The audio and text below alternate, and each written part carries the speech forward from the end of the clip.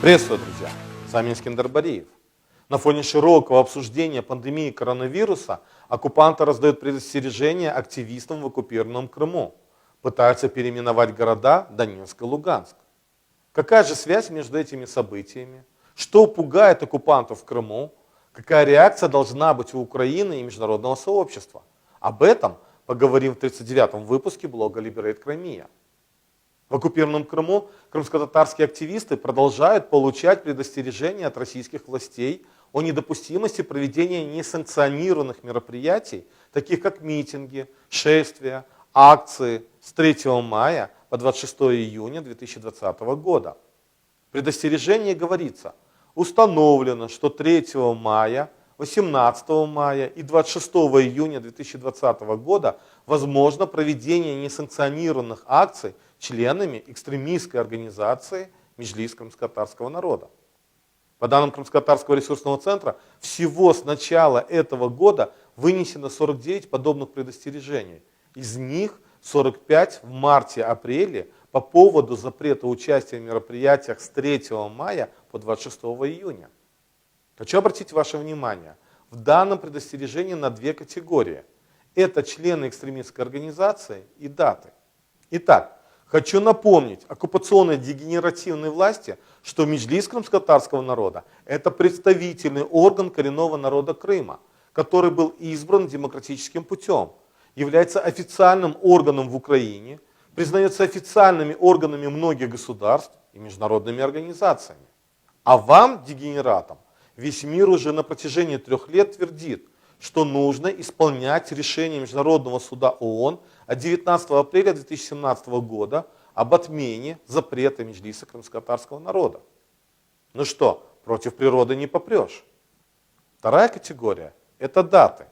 Итак, 3 мая – это день, когда 6 лет назад более 3000 крымских татар и проукраинских активистов приехали встречать Мустафу Джемилева на административную границу Автономной Республики Крым и Херсонской области. А в самом Крыму десятки тысяч людей перекрывали трассы. В этом году председатель Меджлиса крымско-татарского народа Рифат Чубаров уже успел заявить как о проведении мирного марша в Крым 3 мая, так и о его переносе из-за пандемии коронавируса на неопределенные сроки. Но у страха глаза велики. Они, оказывается, не только дегенераты, но и трусы. Страна, которая имеет одну из самых многочисленных армий в мире и ядерное оружие, испугалась мирного, ненасильственного марша домой на родину активистов малочисленного народа. 18 мая – это день депортации крымско-татарского народа в 1944 году. Одна из самых трагических дат в истории народа. Этот день всегда был важен как для седовласых, так и для молодых крымских татар, которые не могла запретить советская репрессивная машина, уверен, не остановит и оккупационная российская.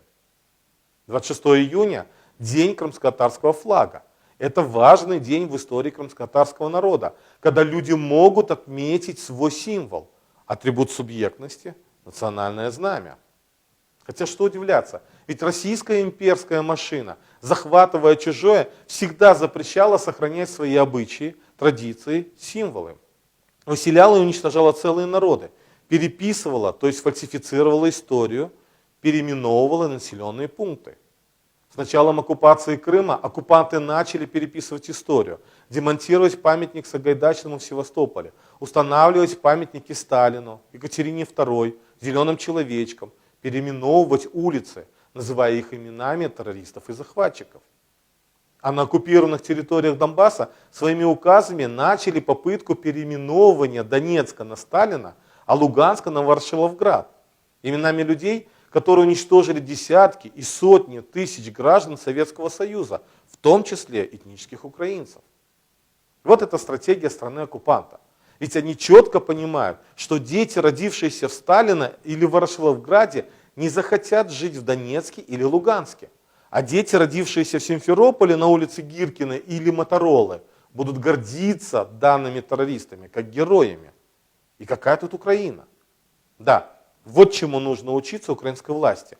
Хотя бы с целью восстановления исторической справедливости, воспитания любви к родной земле и обеспечения восстановления целостности страны. А что же происходит на самом деле? Уже на протяжении 30 лет крымско-татарское национальное движение добивается восстановления более 1440 исторических топонимов Крыма. В Украине уже 6 лет действует закон о восстановлении прав лиц, депортированных по национальному признаку, в статье 3 которого говорится: государство обеспечивает право депортированных лиц на возвращение исторических названий населенных пунктов, которые были переименованы во времена СССР в связи с осуществлением депортации. Даже пакет законов декоммунизации Украины, принятый в 2015 году, не восстановил историческую справедливость в отношении крымско-татарского народа и не дал посыл всему миру, кто хозяин в Крыму. И все-таки немного о хорошем. В четверг, 30 апреля, Верховная Рада Украины на внеочередном заседании приняла очень важный документ – постановление об обращении Верховной Рады Украины к парламентам иностранных государств и парламентских ассамблей международных организаций по осуждению продолжающейся вооруженной агрессии Российской Федерации против Украины, незаконной аннексии Автономной Республики Крым и города Севастополь и оккупации отдельных районов Донецкой и Луганской областей, политических репрессий против граждан Украины и освобождения политических заключенных, граждан Украины, который поддержало 309 народных депутатов. Хочу подчеркнуть, что текст данного важного документа разрабатывался экспертами Крымско-Татарского ресурсного центра под координацией профессора Бабина. Всего доброго, до новых встреч.